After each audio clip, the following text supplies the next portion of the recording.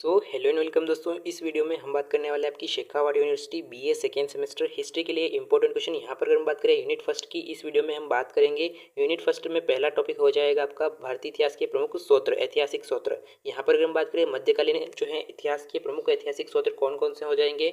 यहाँ पर आपके जो है साहित्यिक स्रोत, पुरातात्विक स्रोत और विदेशी यात्रा वृत्तांत दे रखा है, तो यहाँ पर हम बात करने वाले हैं। यहाँ पर अगर हम बात करें पहला जो टॉपिक हो जाएगा आपका साहित्यिक स्रोत के बारे में, तो साहित्यिक स्रोत में जो आपको लिख देना है कल्हण की जो है आपके राज तरंगिनी जो है आपके इतिहास में आ जाती है साहित्यिक स्रोत में। यहाँ पर अगर हम बात करें राज तरंगिनी जो है आपके कश्मीर के राजा के जो है विस्तृत और व्यवस्थित इतिहास प्रदान करती है। इसके अलावा अगर हम बात करें आपके तो बल्लिहण का जो है आपके विक्रमादेव रचित जो है आपका चालुक्य के राजा विक्रमादित्य चतुर्थ की जो है आपकी उपलब्धियों का वर्णन करता है। इसके अलावा अगर हम बात करें आपके चंद्रप्रदायन द्वारा रचित जो है पृथ्वीराज रासो जो कि आपके पृथ्वीराज चौहान के इतिहास के बारे में बताता है। इसके अलावा अगर हम बात करें साहित्यिक सूत्र में आपका संध्याकर नंदी द्वारा जो है रचित रामचरित जो है आपके पालव वंश के जो है शासक रामपाल के बारे में जानकारी प्रदान करता है। तो ये जो है आपके भारतीय इतिहास के साहित्यिक सूत्र हो जाएंगे। इसके अलावा अगर हम बात करें पुरातात्विक सूत्र में, तो यहाँ पर आपके शिलालेख आ जाते हैं, शिलालेख आपके सिक्के हो जाएंगे। और इसके अलावा अगर हम बात करें आपके स्मारक हो जाएंगे पुरातात्विक स्रोतों में। यहाँ पर अगर हम बात करें आपके शिलालेखों में, तो शिलालेखों में जो है पत्थरों की शिलाओं पर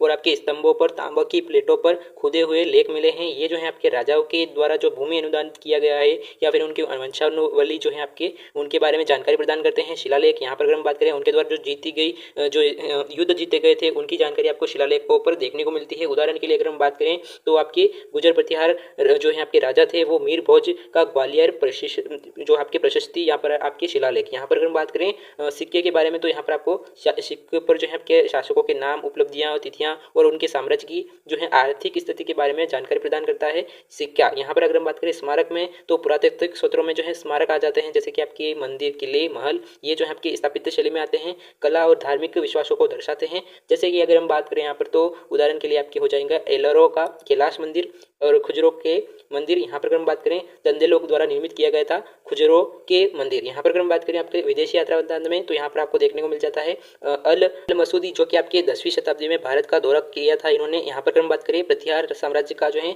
इतिहास का वर्णन इन्होंने किया था अल मसूदी ने। इसके अलावा अगर हम बात करें आपके अल बिन बरूनी की अगर हम बात करें यहाँ पर, तो अल बरूनी ने जो है आपके वह मोहम्मद गजनवी के साथ आया था, जो उसके द्वारा जो पुस्तक लिखी गई थी उसका नाम था किताबे हिंद, तारीख की ए हिंद। यहाँ पर अगर हम बात करें 11वीं शताब्दी में जो है भारत के धार्मिक दर्शन और आपके विज्ञान समाज का एक व्यापारिक और मूल्यवान विवरण प्रदान करता है आपका अल बुरूनी। तो ये जो हो जाएंगे आपके भारतीय इतिहास के प्रमुख मध्यकालीन इतिहास के जो है साहित्यिक, पुरातात्विक और विदेशी यात्रा वृत्तांत के सूत्र। यहाँ पर अगर हम बात करें ये जो है आपके भारतीय इतिहास की बहुत अच्छी जानकारी प्रदान करते हैं मध्यकालीन इतिहास की। यहाँ पर अगर हम बात करें नेक्स्ट टॉपिक हो जाएगा आपका यूनिट फर्स्ट का, वो हो जाएगा आपका प्रारंभिक मध्यकालीन भारत की अवधारणा। यहाँ पर अगर हम बात करें 750 से आपके 1250 के बीच में आपके मध्यकालीन भारत का रहा था युग। यहाँ पर अगर हम बात करें यहाँ पर आपकी इसकी प्रमुख विशेषता क्या हो जाएगी प्रारंभिक मध्यकालीन इतिहास की, तो यहाँ पर अगर हम बात करें इसकी प्रमुख विशेषता की, तो यहाँ पर राजनीतिक विखंडन, यानी कि आपके जो मौर्य और गुप्त साम्राज्य जैसे कोई एकल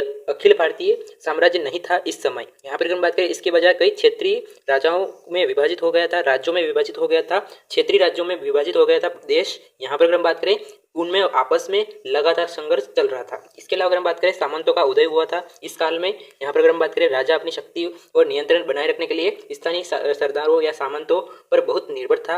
इन सामंतों को भूमि अनुदान दी जाती थी। इसके अलावा अगर हम बात करें बदले में राजाओं को सैन्य सहायता देते थे आपके सामंत। इसके अलावा अगर हम बात करें समय के साथ ये जो है सामंत बहुत शक्तिशाली हो गए थे, सामंतवाद का उदय हुआ था इस समय। इसके अलावा अगर हम बात करें आर्थिक परिवर्तन, लंबी दूरी के व्यापार में गिरावट आई थी, आर्थिक अर्थव्यवस्था अधिक कृषि पर आधारित हो गई थी, स्थानीय हो गई थी। इसके अलावा अगर हम बात करें भूमि अनुदान प्रणाली एक आत्मनिर्भर ग्रामीण जो है अर्थव्यवस्था को जन्म दिया था। यहाँ पर अगर हम बात करें भूमि अनुदान प्रणाली ने जो है आपकी एक आत्मनिर्भर ग्रामीण अर्थव्यवस्था को जन्म दिया था इस काल में। यहाँ पर अगर हम बात करें जो है भारतीय अर्थव्यवस्था जो है ग्रामीण अर्थव्यवस्था इस काल में होना प्रारंभ हो गई थी। इसके अलावा अगर हम बात करें आपके सामाजिक परिवर्तन, इस अवधि में जाति व्यवस्था और अधिक कठोर हो गई थी, नई उपजातियों का उदय हुआ था इस काल में। इसके अलावा अगर हम बात करें आपके सामाजिक विकास इस काल में हुआ था, यानी कि अगर हम बात करें भाषाओं और क्षेत्रीय भाषाओं का विकास हुआ, भक्ति आंदोलन का विकास हुआ। इसके अलावा अगर हम बात करें यहाँ पर मंदिरों जैसे कि आपके नाग द्रविड़ जो है आपके नागर शैली और द्रविड़ शैली का विकास हुआ था। इस काल में सांस्कृतिक विकास बहुत ज़्यादा हुआ था।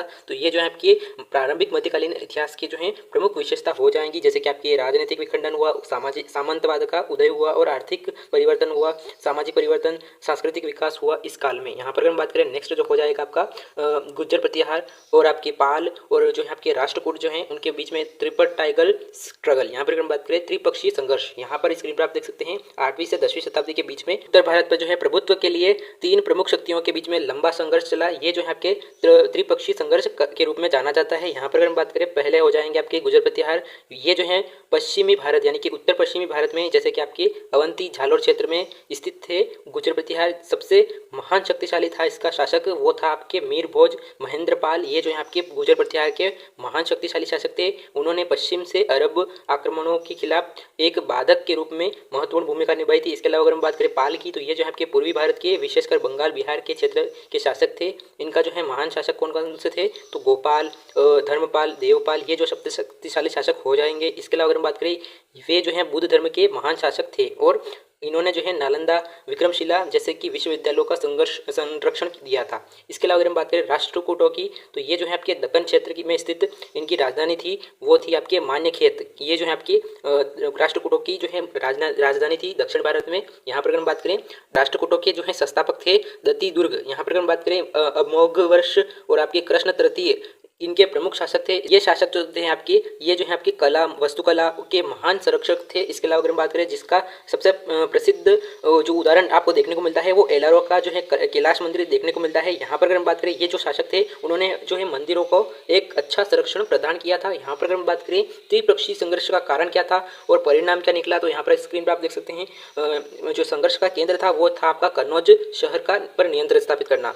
हर्षवर्धन की मृत्यु के बाद जो है आपके कन्नौज उत्तर भारत में जो है प्रभुत्व का प्रतीक बन गया था। यहाँ पर अगर हम बात करें गंगा घाटी के जो है अपने राजनीतिक और आर्थिक महत्व के कारण जो है अत्यधिक प्रतिष्ठित था। यहाँ पर आपका जो है कन्नौज क्षेत्र जो है आपके हर्षवर्धन की मृत्यु के बाद उत्तर भारत में जो है प्रभुत्व का केंद्र बन गया था। गंगा घाटी में जो है रणनीतिक और आर्थिक महत्व के कारण जो है प्रतिष्ठित प्राप्त था कन्नौज। इसके अलावा अगर हम बात करें संघर्ष का स्वरूप कैसा था, तो यहाँ पर अगर हम बात करें 2 शताब्दियों तक चला था कन्नौज का जो है नियंत्रण स्थापित करने के लिए। यहाँ पर अगर हम बात करें कन्नौज पर 3 शक्तियों का बारी बारी से कब्जा रहा था, तीनों शक्तियों का बारी बारी से कब्जा रहा था, लेकिन कोई भी इस पर नियंत्रण स्थापित नहीं कर सकी। परिणाम क्या निकला, तो निरंतर युद्ध के कारण तीनों राजवंशों ने जो है आपकी सैन्य और आर्थिक रूप से कमजोर हो गए थे। तीनों ही कमजोर हो गए थे और आपसी दुश्मनी से इन्होंने राजनीतिक रूप से धक्का लगा और जिससे क्या हुआ कि अंत में जो है उनका पतन का मार्ग प्रशस्त हुआ। यहाँ पर अगर हम बात करें तीनों राजवंशों का पतन होने लगा था इस काल में। यहाँ पर अगर हम बात करें इसके बाद क्या हुआ कि उत्तर पश्चिमी जो है क्षेत्रों से तुर्कों का आक्रमण प्रारंभ हो गया था, जैसे कि आपके मोहम्मद गजनवी।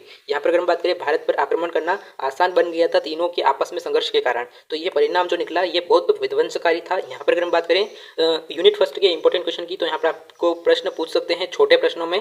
तो लघुतरात्मक में अगर हम बात करें तो प्रारंभिक मध्यकालीन भारत के अध्ययन के लिए किन्हीं 2 साहित्यिक सूत्रों के नाम बताइए। तो आपको साहित्यिक सूत्र के बारे में बताना है, जैसे कि आपके चंद्रबुद्धायन। इसके अलावा अगर हम बात करें मैंने 2-3 और बताए हैं आपके बारे में, तो यहाँ पर आप लिख सकते हैं। इसके अलावा अगर हम बात करें त्रिपक्षीय संघर्ष का मुख्य कारण क्या था, इसके बारे में आपको बताना है। राष्ट्रकूट वंश के संस्थापक कौन कौन थे, तो ये आपको बताना है। इसके अलावा अगर हम बात करें अल बुरुनी द्वारा लिखी गई प्रसिद्ध पुस्तक का नाम लिखिए। सामंत व्यवस्था से आप क्या समझते हैं, पाल वंश के शासकों ने किस धर्म को संरक्षण दिया था, तो यह आपको बताना है। इसके अलावा अगर हम बात करें यहाँ पर, तो यहाँ पर जो है दीर्घ लघुतरात्मक प्रश्न में पूछ सकते हैं कि प्रारंभिक मध्यकालीन भारतीय इतिहास के पुनर्निर्माण के लिए उपलब्ध विभिन्न स्रोतों की आलोचनात्मक परीक्षण कीजिए। इसके अलावा अगर हम बात करें आपके सेकेंड प्रश्न आपसे पूछ सकते हैं पाल वंश के उदय और पतन का वर्णन कीजिए। इसके अलावा अगर हम बात करें आपके नेक्स्ट शो हो जाएगा पाल प्रतिहार और राष्ट्रकूटों के बीच में संघर्ष के कारण क्या थे, स्वरूप कैसा था, परिणाम क्या हुआ और विश्लेषण करना है तीनों का।